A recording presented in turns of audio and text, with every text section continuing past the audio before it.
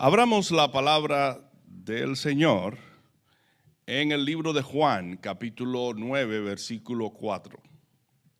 Juan, capítulo 9, versículo 4. Dice así la Escritura. En la versión de 1960, me es necesario hacer las obras del que me envió, entre tanto que el día dura. La noche viene cuando nadie puede trabajar, nadie puede obrar.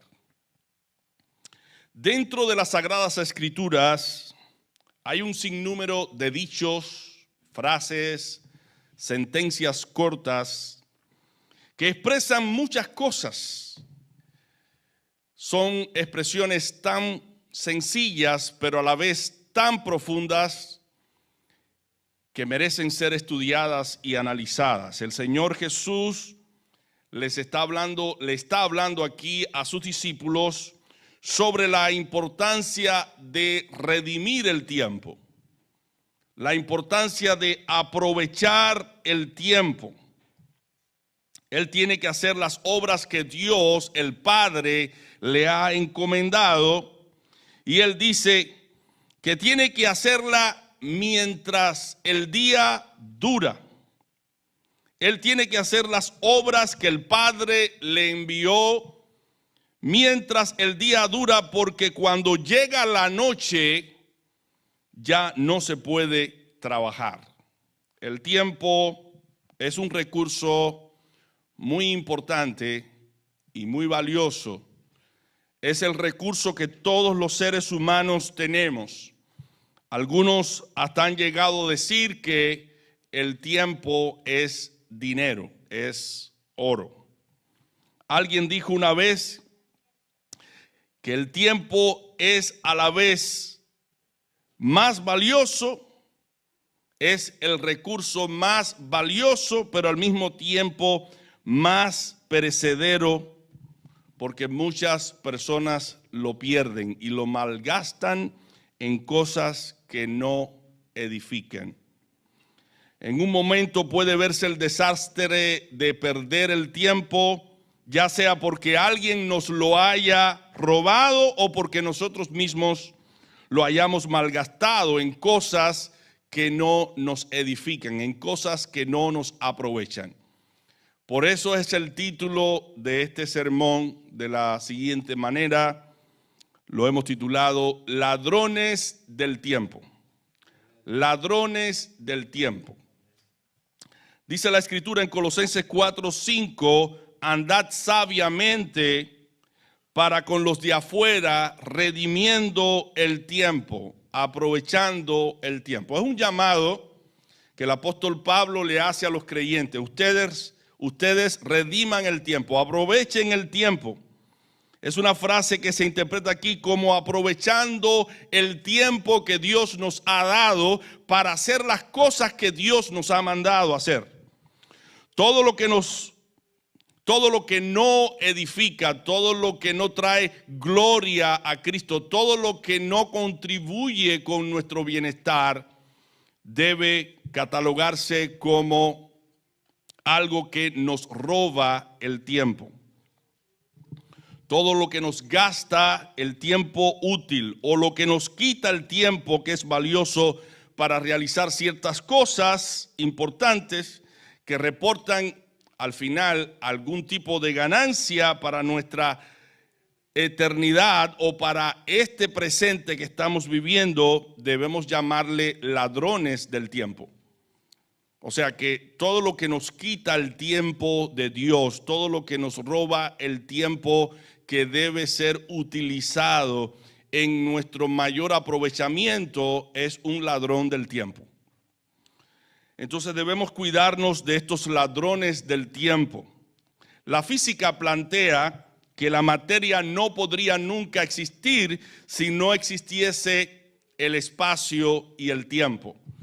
Son cosas que Dios mismo en su providencia ha creado para nosotros. Nosotros dentro de este espacio, de este macrocosmo inmenso que existe, ocupamos un espacio muy ínfimo, muy insignificante. El espacio que ocupa solamente nuestro cuerpo. Somos creados por Dios, fuimos creados por Dios, somos materia. Y la materia tiende a envejecerse y a echarse a perder con el tiempo. Este cuerpo que nosotros tenemos no es un cuerpo inmortal, es un cuerpo mortal, es un cuerpo susceptible a la enfermedad, al cansancio, susceptible a las bacterias, a los virus, susceptible a dañarse con algún accidente y demás, etcétera, etcétera.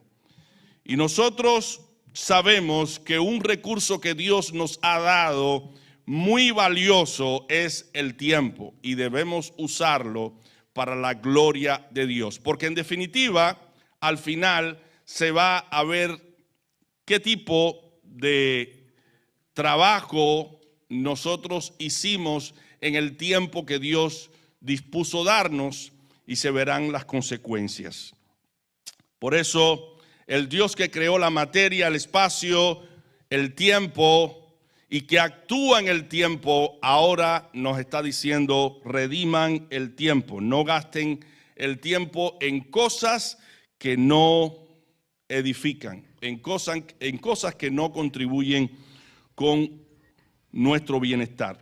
Por eso tenemos un tiempo limitado para hacer las cosas que en verdad debemos hacer, cosas valiosas y que reportan ganancia espiritual y ganancia para nuestra eternidad. No sé cuántos de ustedes se han familiarizado con la expresión "el tiempo es oro". Miremos el tiempo como oro, porque si perdemos el tiempo en cosas que no nos aprovechan, más tarde lo vamos a lamentar. El Señor dice en Juan 9:4, lo valioso que es el tiempo en el sentido espiritual. Él está usando el tiempo para hacer las cosas espirituales que Dios le ha encomendado, que el Padre le ha encomendado. Y como hombre limitado, como Dios hecho carne, que tenía un tiempo limitado para obrar, Él no debía descuidar el trabajo que debía realizar en el tiempo que Dios le había dado. Él no podía permitir o no debía permitir que el diablo, las personas de este mundo y las cuestiones de esta vida le robaran el tiempo. Y bueno, en las Sagradas Escrituras, Él comienza hablando de esta manera: es necesario. La palabra necesaria es algo que no se puede postergar, es algo que tenemos que hacer de inmediato, algo que tú y yo necesitamos. Y el Señor comienza diciendo: me es necesario. O sea que aquí Cristo está colocando en su orden de prioridades algo que no puede ser dejado para luego. Le urge hacerlo en ese momento. Él considera que eso que es necesario tiene que ver con su responsabilidad, con su trabajo, con su misión. Y esa responsabilidad que él tiene de cumplir con su trabajo ocupa el primer lugar en su orden de prioridades. Cuando tú y yo decimos: me es necesario desayunar, almorzar y comer, me es necesario ocuparme del aseo personal, me es necesario botar el desperdicio de la comida, me es necesario hacer las tareas de clase, me es necesario leer diariamente la palabra de Dios, me es necesario velar y orar, me es necesario cumplir con el deber familiar, el deber conyugal, me es necesario congregarme en mi iglesia local. Estamos hablando de algo que no puede ser o no debe ser postergado, porque es algo que tú y yo necesitamos. Ninguna de estas cosas podrán ser postergadas, porque indefectiblemente, si las postergamos o no las hacemos, eso va a impactar positiva o negativamente en nuestras vidas. Por ejemplo, si este cuerpo deja de desayunar, almorzar y comer, ¿qué va a pasar con él? Va a morir. Si dejamos de asearnos, de tomar el baño requerido diariamente, ¿qué va a pasar? El mal olor se va a sentir. Si dejamos el desperdicio de comida sin botarlo en la basura, luego eso va a emitir un olor a podrido que no nos va a permitir estar tranquilos en casa. Si dejamos de hacer la tarea de clase, eso va a repercutir en nuestra calificación final, en nuestro grado. Podemos desaprobar la asignatura. Si dejamos de leer diariamente la palabra de Dios, que es nuestro alimento espiritual, eso va a afectar nuestro diario vivir. Nuestras relaciones humanas se van a deteriorar. Nuestro estado anímico se va a deteriorar. Vamos a estar más propensos al enojo, a la ira, a las contiendas, a los celos, a la envidia, a la lujuria. Si dejamos de alimentar nuestra alma en el sentido espiritual con la palabra de Dios, si dejamos de velar y orar, vamos a caer en tentación, porque dice el Señor, velad y orad para que no entréis en tentación. Si dejamos de cumplir con el deber familiar, de cuidar, proteger a nuestra familia, va a ocurrir que la familia se va a dañar, se va a autodestruir. Por eso dice la Escritura que el que no provee para su familia ha negado la fe y es peor que un incrédulo, porque el desatender a la familia hace que la familia sea gravemente afectada, tanto en el orden físico como en el orden espiritual. Nuestro deber como padres es cuidar de nuestra familia. También si descuidamos el deber conyugal de cultivar el amor conyugal, eso va a afectar el matrimonio. Si dejamos de congregarnos en la iglesia local, nosotros como cristianos, como miembros de la iglesia, si dejamos de congregarnos como algunos tienen por costumbre, si no prestamos atención al llamado de Dios de congregarnos para alimentar nuestra fe, nos vamos a ir apagando en el sentido espiritual, en el aspecto espiritual, y luego nos vamos a apartar completamente de los caminos del Señor, porque lo que le sucede a un miembro que no se congrega es lo mismo que le sucede a un tizón o a un carbón cuando está en la hoguera. Él está con fuego y el fuego del otro lo enciende, pero cuando se aparta del resto de los carbones, aunque está encendido todavía, se va apagando poco a poco hasta que ya deja de sentir el calor del fuego. Y eso mismo pasa en el aspecto espiritual. Nosotros los seres humanos somos seres emocionales, somos seres que estamos diseñados y creados para cultivar el amor, para cultivar las buenas obras, para cultivar los buenos valores, y el medio que Dios ha provisto para que eso se complemente es el congregarnos de vez en cuando la iglesia es convocada para alimentar nuestra fe, exhortarnos los unos a los otros, para compartir los dones que Dios nos ha dado con la iglesia. Yo me sirvo de los dones de mis hermanos, pero también imparto los dones que Dios me ha dado, y así es que la iglesia se edifica. Cuando Cristo está diciendo me es necesario, Él está diciendo claramente que Él no puede postergar ciertas tareas que son importantes para Él, como las son para nosotros. Sigue diciendo el Señor que le era necesario, ¿qué cosa? Hacer las obras que el Padre le había encomendado. Bueno, vamos a Isaías capítulo 61 para que veamos en los primeros versículos cuáles eran las obras que Cristo debía realizar. Cuando Él dice, me es necesario hacer estas obras, porque si yo las dejo de hacer, eso va a impactar negativamente en el mundo. Isaías 61 del 1 al 3 dice, el Espíritu del Señor Jehová es sobre mí, porque me ungió Jehová, hame enviado a predicar buenas nuevas a los abatidos, a vendar a los quebrantados de corazón, a publicar libertad a los cautivos y a los presos apertura de la cárcel, a proclamar año de la buena voluntad de Jehová y día de venganza del Dios nuestro, a consolar a los enlutados, a ordenar acción a los enlutados, para darles gloria en lugar de ceniza, óleo de gozo en lugar de luto, manto de alegría en lugar de espíritu angustiado, y serán llamados árboles de justicia, plantío de Jehová para gloria suya.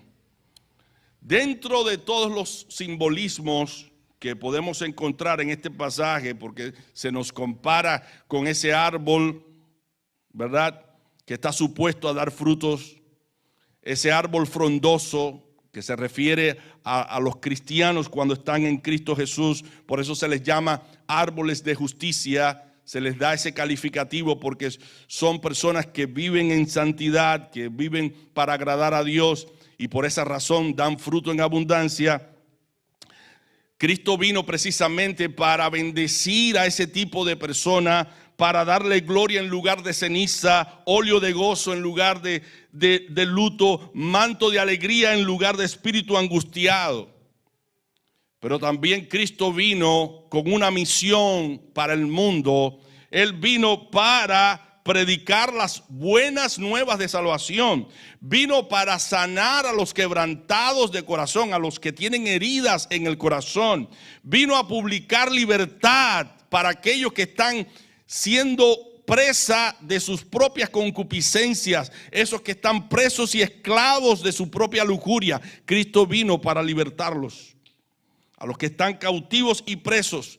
Y Él vino para abrir las puertas de esas cárceles en las que están los seres humanos siendo oprimidos y avasallados. La misión de Cristo era grande y Cristo cumplió con todas estas obras porque le era necesario hacerlas durante el tiempo que el Padre le había señalado como hombre. Cristo entregó por completo todos sus esfuerzos, sus energías, toda su sabiduría la empleó para cumplir con esta misión. Dice Marcos 2:2. Y luego se juntaron a él muchos que ya no cabían ni aún a la puerta y les predicaba la palabra. ¿Por qué? Esa era parte de su misión, predicar la palabra de Dios. Mateo 4:23. Y rodeó Jesús toda Galilea, enseñando en las sinagogas de ellos y predicando el evangelio del reino y sanando toda enfermedad y toda dolencia en el pueblo. Vino con la misión de sanar nuestras enfermedades. Y cumplió con esta tarea de sanar a los enfermos. En Marcos 1:14, mas después que Juan fue encarcelado, Jesús vino a Galilea predicando el evangelio del reino de Dios. Se ocupó en predicar los misterios del reino de Dios. En Lucas 3:3, y él vino por toda la tierra alrededor del Jordán predicando el bautismo de arrepentimiento para la remisión de pecados. Lucas 8:1, y aconteció después que él caminaba por todas las ciudades y aldeas, predicando y anunciando el evangelio del reino de Dios, y los 12 con él. En todas estas instancias Jesús estaba cumpliendo con su labor que le era necesaria.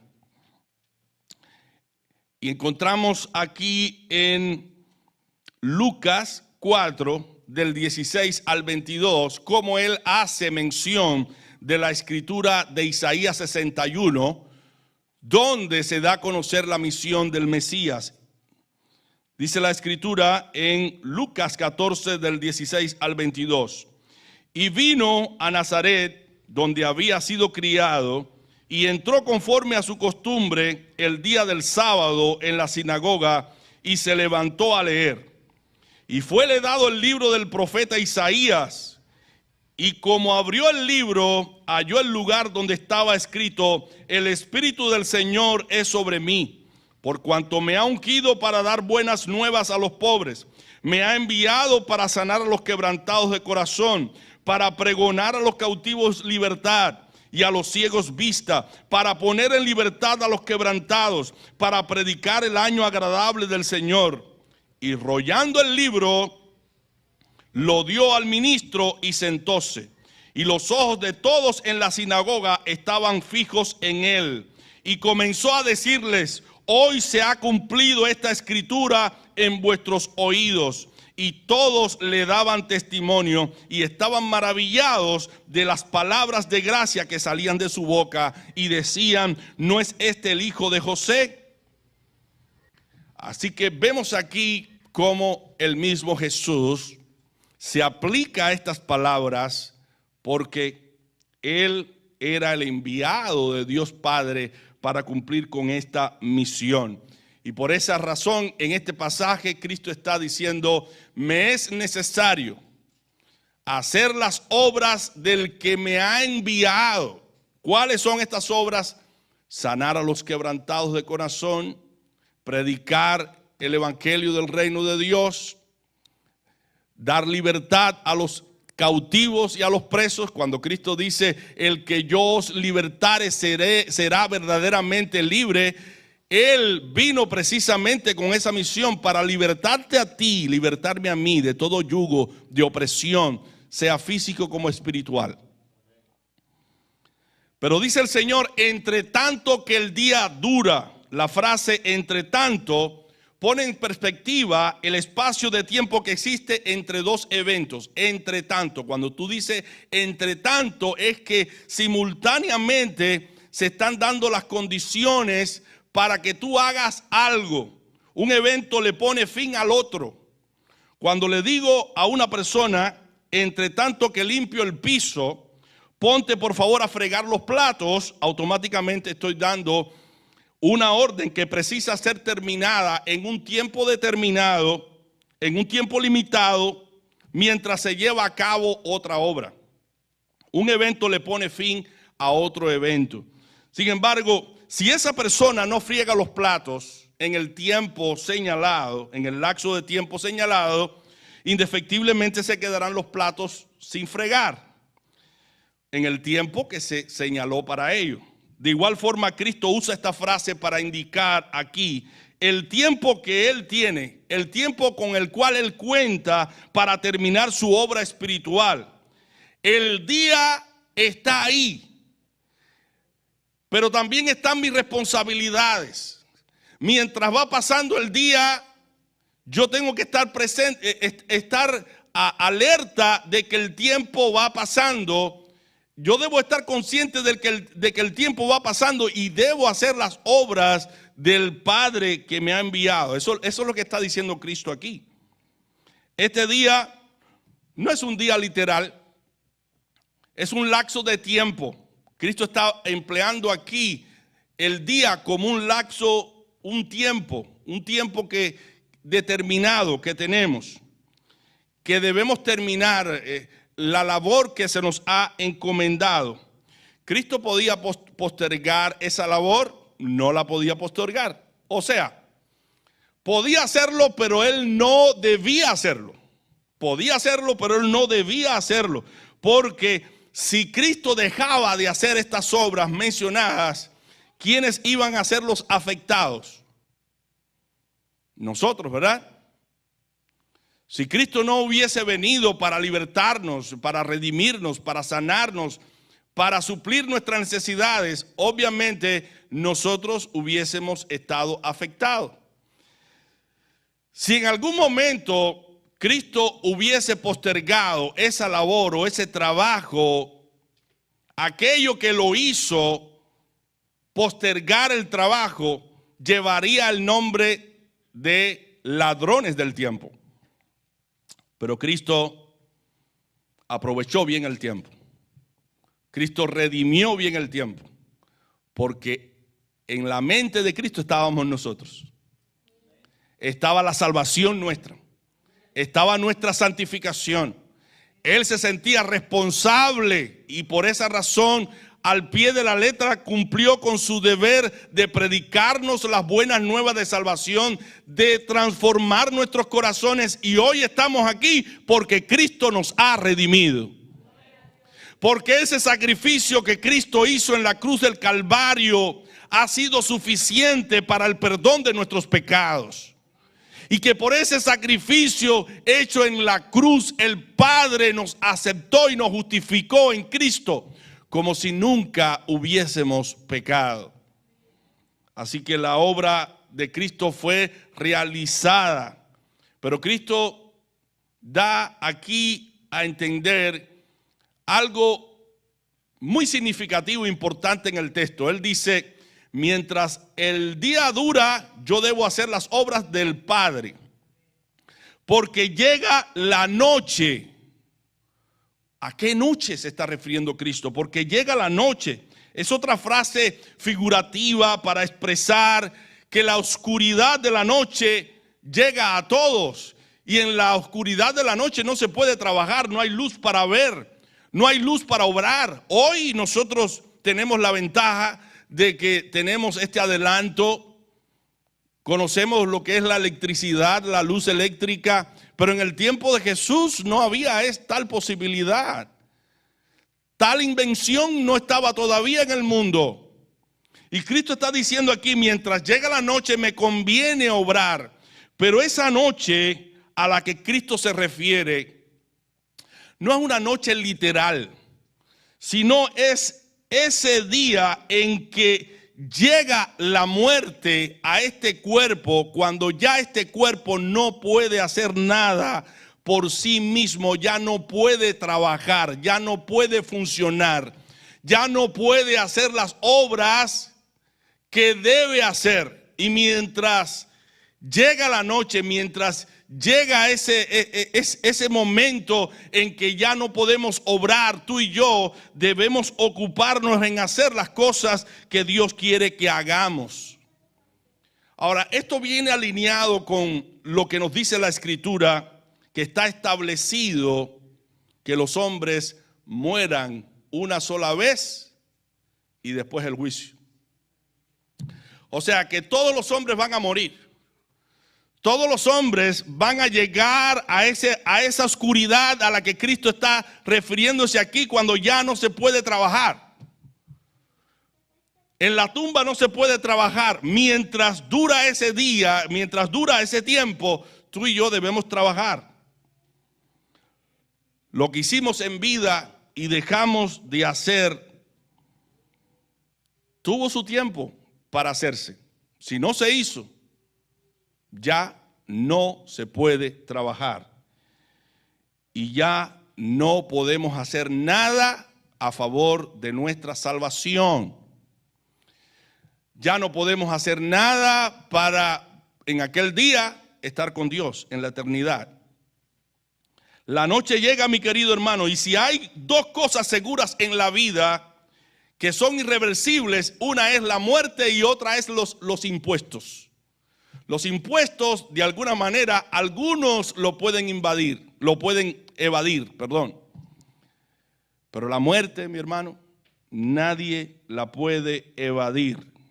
Y es sumamente importante que cuando llegue la muerte, tú y yo estemos preparados. Estemos preparados para estar con Dios. Y la pregunta aquí sería la siguiente: ¿cómo deberíamos vivir teniendo en cuenta que no sabemos el día de nuestra muerte o el regreso del Señor? ¿Cómo debíamos o cómo debemos vivir? ¿Cómo debemos tú y yo vivir teniendo en cuenta de que en cualquier momento llega la muerte? Debemos vivir entonces como si fuera el último día de nuestra partida, cuidando la santidad en el temor de Dios y algo más, cultivando y promoviendo el evangelio donde quiera que estemos, porque somos sal y luz. Hay que predicar y seguir predicando el evangelio a los que no lo han aceptado, porque aquellos que no lo acepten no tendrán oportunidad para estar con Dios. Y es responsabilidad tuya y mía seguir predicando el evangelio. Ninguno de nosotros está excluido de esta responsabilidad. Dice la Escritura: id y predicar el evangelio a toda criatura. El que creyere y fuere bautizado, este será salvo, mas el que no será condenado. Es responsabilidad tuya y mía, no solamente prepararnos espiritualmente para el encuentro con el Señor, sino preparar a otras personas para ese encuentro, para que sean salvas. Tenemos que testificar. Este evangelio es la barca de salvación que todo hombre debe abordar para poder ser salvo. Y debemos tú y yo como Cristo trabajar predicando la palabra de Dios, porque llega el momento en que al llegar la muerte ya nadie puede mejorar su condición de vida. Estará allí ya en el mismo modo en que feneció, esperando el día de la resurrección. Y si no se preparó, si no se reconcilió con el Señor, si no se arrepintió de sus pecados, no podrá tener la eternidad con Dios. Dice Cristo, nadie puede trabajar en la noche. En el sepulcro no hay quien pueda trabajar, ni a favor de sí mismo, ni otras personas pueden trabajar a favor de la persona que está muerta ya. El purgatorio no existe. Ese lugar, ese estado en que algunos creen que está el hombre y que los familiares pueden con una oración o una misa mejorar la condición espiritual de ese que está en el sepulcro. Eso no es bíblico, no podemos hacer nada. Y por esa razón es que tú y yo tenemos que prepararnos y estar equipados, estar a cuentas con el Señor, porque la muerte pone fin a nuestro estado, a nuestra condición. Por eso hoy es el día de salvación. Hoy el Señor te está llamando a ti para que te pongas en comunión con tu Dios, te arrepientas de tus pecados, te vuelvas de tus pecados a Dios y seas salvo. Dios te está hablando a ti, me está hablando a mí. El tiempo no será más y no sabemos cuándo dejará de serlo para algunos aún en vida, porque muchos están siendo sorprendidos con la muerte constantemente, porque todos somos hijos de la muerte, estamos expuestos a la muerte. Mira lo que dice Apocalipsis 2, 11 y 12. El que es injusto, sea injusto todavía. Llegó la noche, llegó la muerte, ya no se puede mejorar la condición. El que es injusto, sea injusto todavía. El que es inmundo, sea inmundo todavía. Y el que es justo, practique la justicia todavía. Y el que es santo, santifíquese todavía. Dice el versículo 12, y esta escritura específicamente se está hablando para aquel que es sorprendido con la venida del Señor. Con la venida del Señor. En un sentido, la persona que está en el sepulcro ya no puede hacer nada por sí mismo, porque si murió en pecado, está en pecado. Ya no puede mejorar su situación.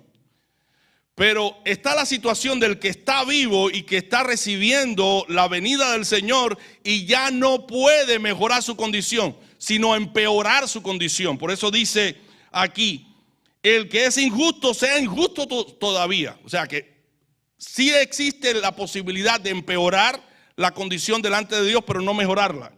El que es inmundo, sea inmundo todavía. Y el que es justo, sí puede aún mejorar su condición. Practique la justicia todavía.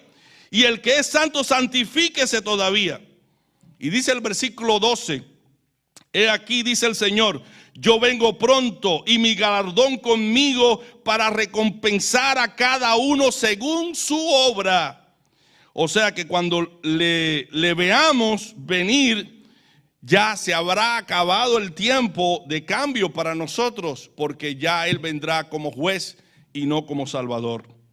Así que el Señor viene con una recompensa, con un galardón para aquellos que se hayan ocupado de las cosas de su reino, que le hayan aceptado, que se hayan arrepentido de sus pecados, que estén viviendo en santidad y en justicia todos sus días.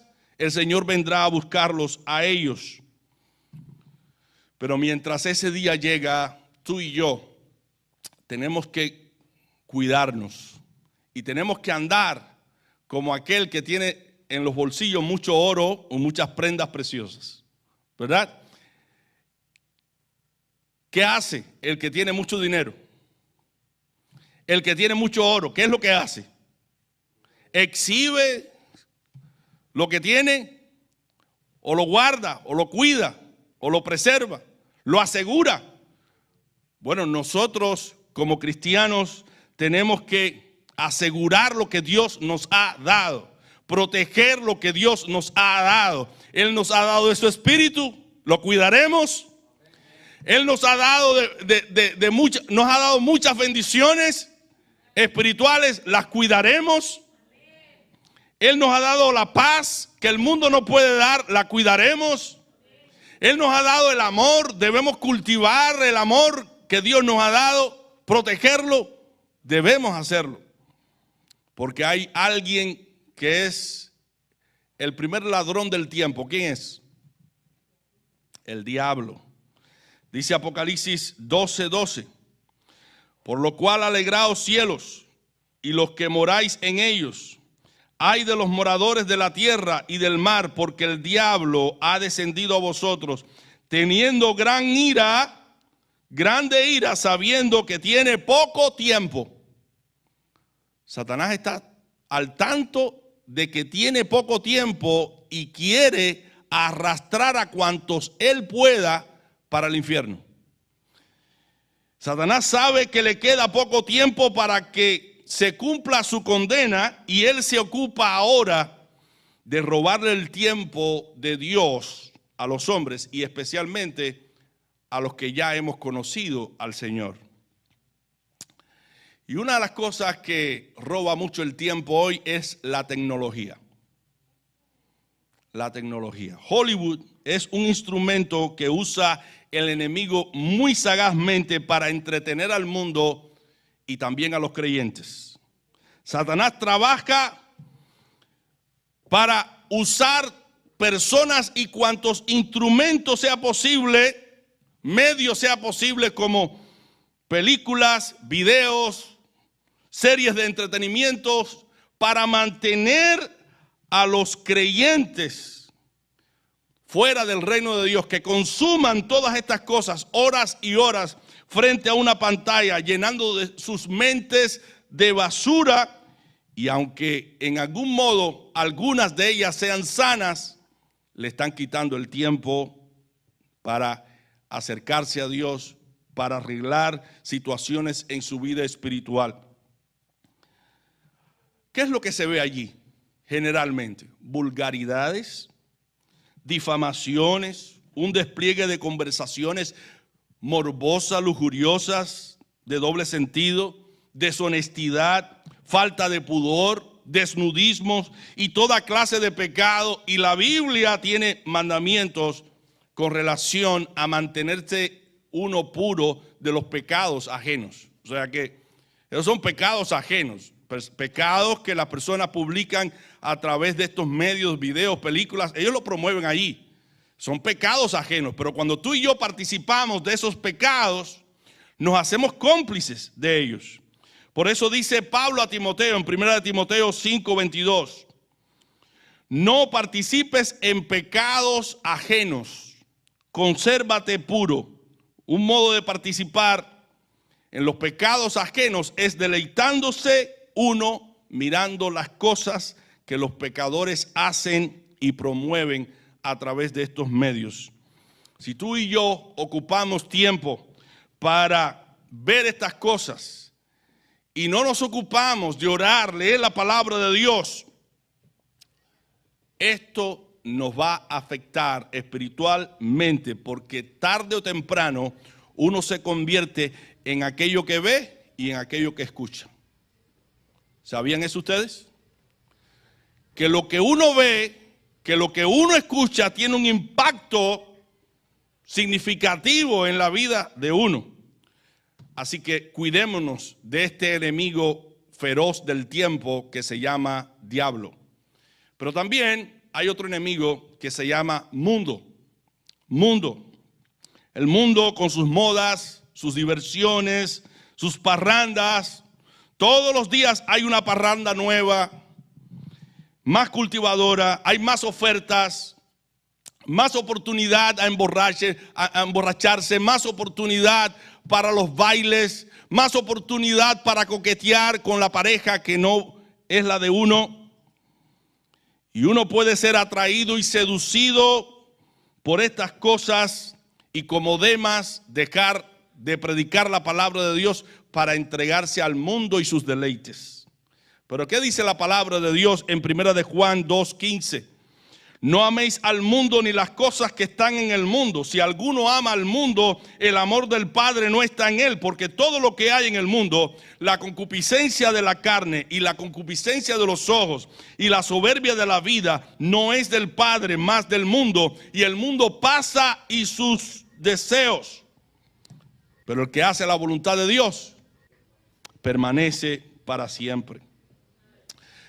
Y hay un detalle aquí significativo, que el creyente que quiere amistarse con el mundo en sus prácticas es llamado adúltero. En Santiago 4:4 se dice: adúlteros y adúlteras, ¿no sabéis que la amistad del mundo es enemistad con Dios? Cualquiera que quiere ser amigo del mundo, ¿qué va a pasar? Se constituye en enemigo de Dios. Así que hay muchas personas, e incluso creyentes, que van a las iglesias, que quieren seguir viviendo como vive el mundo, pero también quieren vivir de cierta manera como los creyentes viven. Pero no podemos servir a dos señores. Uno será amado y el otro será aborrecido. No podemos quedarnos en la cerca. No podemos servir a dos señores. Tenemos que decidir a quién vamos a servir. Y es bueno que digamos como Josué, escogeos hoy a quién sirváis, si a estos dioses o a aquellos, pero yo y mi casa serviremos a Jehová. Y es bueno que tú y yo digamos eso.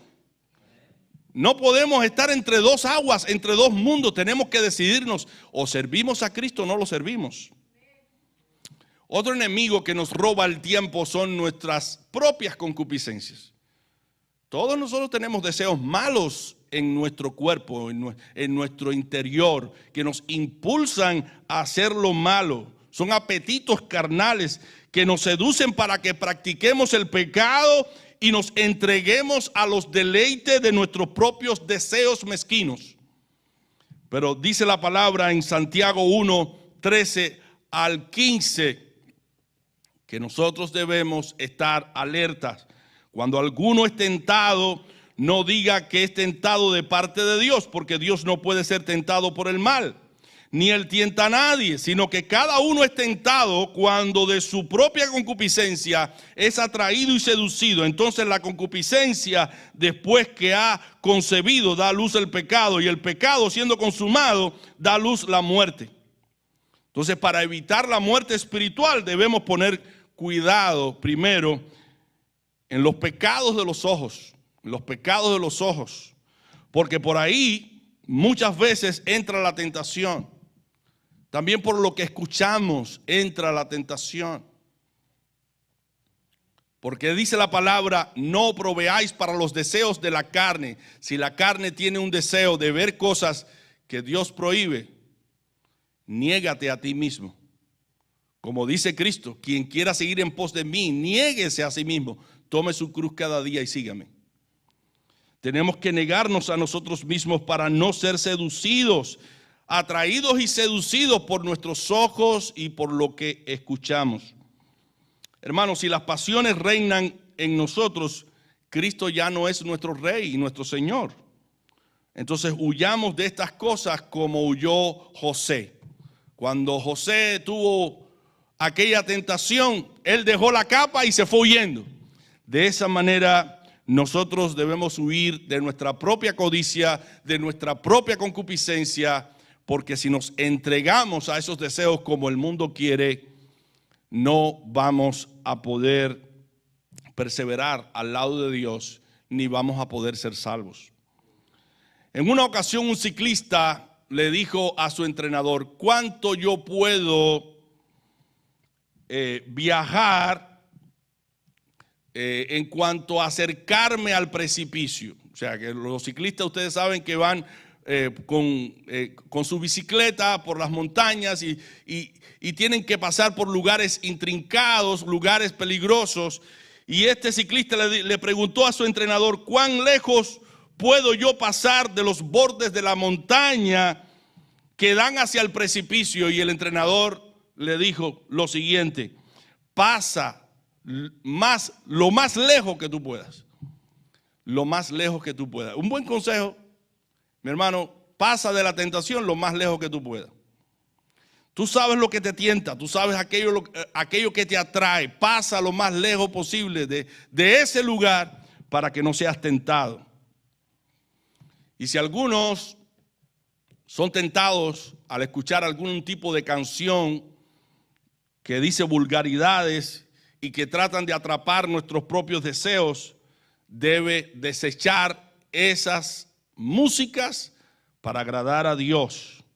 No pierdas tu tiempo escuchando cosas que no van a repercutir en tu bienestar físico y espiritual. Si de algo vamos a dar cuenta un día, es del tiempo mal invertido en cosas que no edifican. Así que cuidémonos de estos ladrones del tiempo. Pero hay uno más que yo quiero mencionar, y es la religión. La religión. ¿Qué cosa es la religión? La religión trata sobre todos los aspectos que el hombre debe considerar para relacionarse con un ser espiritual, ¿verdad? Un aspecto de la religión es la oración. Un aspecto de la religión es la lectura de la palabra. Un aspecto de la religión es venir a la casa de Dios. Un aspecto de la religión es ayunar. Un aspecto de la religión es dar buenas dádivas, hacer obras caritativas a favor de otros. Eso es lo que dice la religión. Son aspectos de la religión. Pero debemos cuidarnos de esa religión que se limita tan solamente a los actos, a los aspectos exteriores y que descuida el corazón. Porque en los tiempos de Jesús existían los escribas y fariseos. Ellos vestían largas túnicas, muchos atuendos que significaban cosas valiosas en el orden espiritual. Todo aquel que los veía decía: he ahí una réplica de lo que es un hijo de Dios. Hacían largas oraciones en las esquinas, daban de sus diezmos, colaboraban, pero descuidaron el aspecto más importante de su vida espiritual, que era el corazón. Se cuidaban de los actos, pero no se cuidaban del corazón. Y para Dios no solamente valen los actos, sino las intenciones de nuestro corazón. Y puede darse el caso que alguna persona diga: yo lo hago todo y por lo que yo hago, yo voy a ser aceptado en la presencia de Dios. Y esté engañado pensando que sobre la base de lo que él hace o deja de hacer va a ser salvo.